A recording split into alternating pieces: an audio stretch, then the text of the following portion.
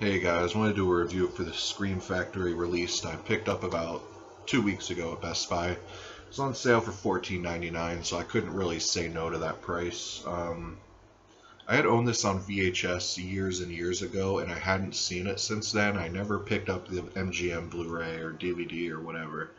Like I said, the only reason I picked this up is because the cover stuck out to me and the price of it, and I just couldn't say no to a Scream Factory Collector's Edition that cheap. And it was loaded with special features, which I'll get into. But general synopsis for people that haven't seen this or have never heard of it, would shock me, is James Caan plays Paul Sheldon, famous writer, and he gets in he's just driving in a Blizzard home, and the car gets ran off the road, and Kathy Bates ends up dragging him out of the car and saving him.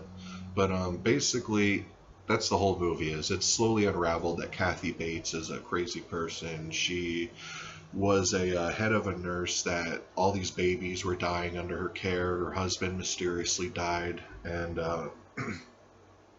yeah, that's the extent of that. And basically, the whole movie is kind of just a real tense Paul Sheldon wondering if he's ever gonna make it out of this house. And there's all these, like, a lot of moments you think he is gonna make it, but then she does something that makes it to where he's not gonna get out. So it's really tense in that way. And the whole movie, 90% of this movie takes place in her house, so it is a claustrophobic feel. I think Rob Reiner did a really good job directing this. There's a lot of cool camera moments.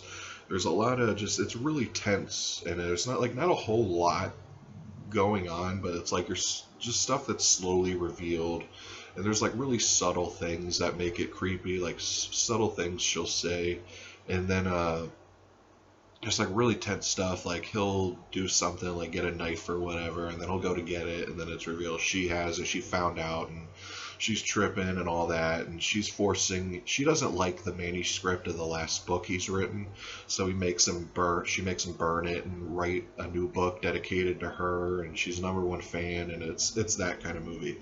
And it's just really intense as far as like tension goes and all that. So if you haven't seen Misery, I mean, I definitely recommend seeing this right away. I mean, Kathy Bates won an Oscar for her portrayal as Annie Wilkes in this. James Caan should have won an Oscar too, because he's really good for what is going on. He's confined to a bed for like 75-80% of the movie, and I had heard Rob Reiner had done that because he's like a really hyper actor, and supposedly he knew confining James Caan to a bed for 15 weeks of shooting time was going to make him really frustrated, really add to his performance of his character of Paul Sheldon. And it's just, I can't give it enough, praise, this actual film. Like I said, I hadn't seen this since the VHS days, and I had forgot a lot of stuff that went on in this. Like, I actually forgot how good of a movie this actually is, So, one thing I gotta say too, as far as the transfer Scream Factory put out, I wasn't expecting all that much, because for some reason there's a few Scream Factory titles that when you find at Best Buy and Walmart for like cheap, it's like you always gotta wonder why. Like Army of Darkness, Mad Max, and I think they had Silent Night, Deadly Night, and this, and they were all really cheap, so I didn't know what was going on with those. I actually probably going to go back and pick those up, because I have the old Army of Darkness Blu-ray and all that, but besides all that though, but yeah, this was definitely worth 15 bucks, and I actually looked on Amazon, you can get it for 15 bucks on there too. I don't know if you'll get the slipcover, but that cover is beautiful, really beautiful. And yeah, the cover's worth 15 bucks to me alone, just to see it and have that on the shelf. But yeah, the transfer looked amazing, like right off the bat, when you see the cigarette and the match and just the champagne glass and all that, and him writing it, it looks crisp, bright. It was like night and day, the transfer. And yeah, I love one of the best transfers I've seen Scream Factory do, to be honest. Like, I was watching a few movies like the American Ninjas and stuff like that, and even before that I was watching some action movies like Cobra and all that. And I think it may have been I just got used to more poor quality transfers. Like the American Ninjas and stuff are really grainy and all that. Like they look good for what they are, but they definitely when you go from that and then all of a sudden to this transfer, like night and day. This was beautiful. Like it still has me thinking of certain shots, like when he's laying in the car and there's blood all over his face and all that, and the ending scene where Kathy Bates is all covered in blood and everything. It just looks stunning. So I give the movie 8.5 out of 10. Transfer a 9.5 out of 10. It's almost a perfect transfer. I can't even think of really any scenes that had excessive grain or any scenes that really brought it down. Perfect transfer. And now let's get into the special features. And what had me sold is this is a brand new 4K restoration from the original film elements, so that would explain why the transfer is just beautiful. New interview with director Rob Reiner, and it's a 37-minute interview with him, current interview. And it's actually the best Rob Reiner's look. Like, he looks like he's lost a lot of weight. He looks healthy. He looks good. So that's good. Brand new interview with Greg Nicotero, who every horror fan should know who he is from Walking Dead, The Mist, all that. Which he gives some good info on certain special effects he did, like the hobbling scene and all that. There's an audio commentary with Rob Reiner, which was actually really cool. Gave you a lot of information. He's really into film.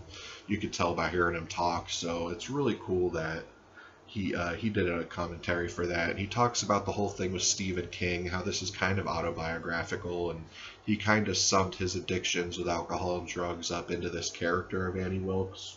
So I really dug that commentary. And there's a commentary with screenwriter William Goldman. And I didn't listen to that, but I heard it's not that good. I heard he just kind of narrates what's going on screen. But there's Misery Loves Company, which is a featurette of just collection of old interviews. Like, even the clips they used for the movies are real old. You know, old 90s interviews with Rob Reiner and Kathy Bates and James Caan and all them. And what's cool, I'm glad they included that, because when you're watching that little documentary on it, you could still show footage of scenes of Misery, and you could tell. And then if you go back and see the Blu-ray, you'll see how good this transfer truly is just by looking at those scenes, then going back to this transfer. There's a little like 8-minute featurette on the Misery musical. I didn't see that because I don't really care about that, but it's cool they include it nonetheless. But there was 4 little cool, like 5 to 7 minute things that I did watch that were cool. There was Diagnosing Annie Wilkes, which is just actual people telling what their professional opinions would be on Annie Wilkes, and little things that are kind of bizarre for a Scream Factory release, but there's this thing called Advice for the Stalked, Profile of a Stalker, Celebrity Stalkers, and Anti-Stalking Laws. So it's like, it almost gets into like an ID channel kind of true crime type thing, little where they're talking about stalkers and past celebrity stalkers and what to look for and all that.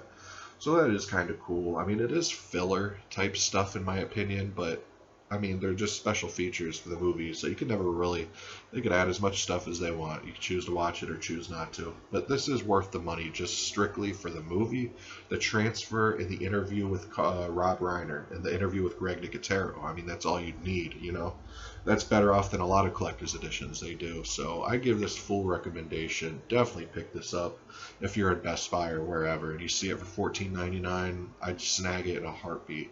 But anyways, guys, peace.